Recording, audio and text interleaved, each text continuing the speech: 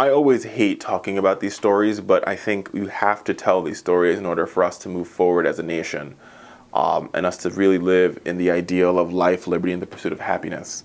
So Leelah Alcorn is she was a 17-year-old of Kings Mill, Ohio, was struck and killed by a tractor trailer on the I-71 at 2:30 in the morning on Saturday, according to local media. Now, she did this as an act. She committed suicide.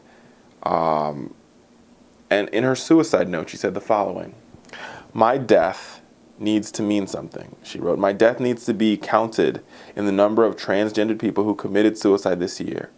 I want someone to look at that number and say that this is effed up and fix it. Fix society, please."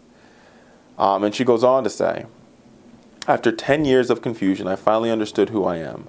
I immediately told my mom, and she reacted extremely negatively, telling me that I was in a phase and that I would never truly be a girl, and that God didn't make mistakes and that I was wrong." After her death, Alcorn's mother was harshly criticized by referring to her child by her given name as Joshua Ryan Alcorn and using the male pronoun. So here's the thing, guys.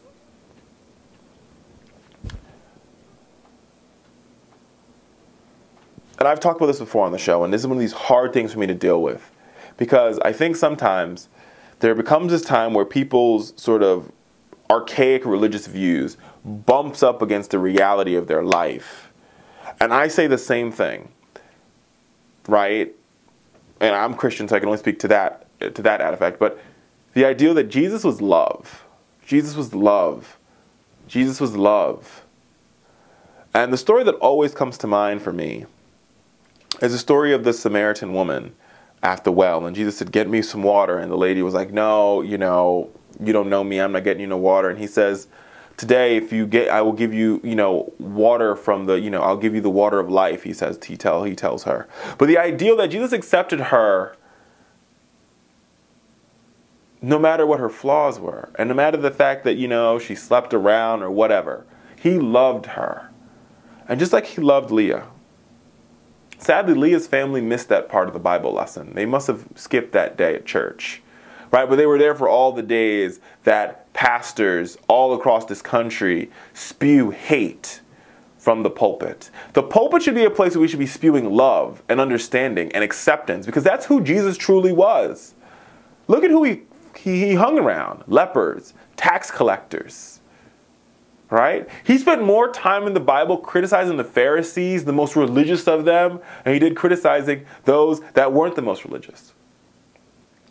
And so, even though we mourn Leah's death, let's remember Leah's life.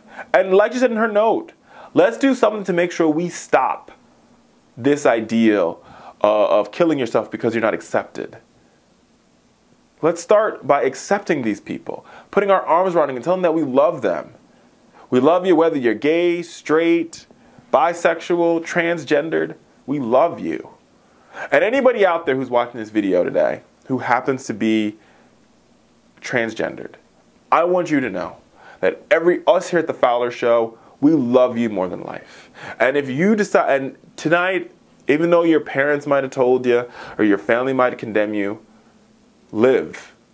Be a living example. And we here at the Fowler Show, we love you. And it gets better. It really does. It's a sad state of affairs in America. I hate talking about these stories because it's so disheartening to me.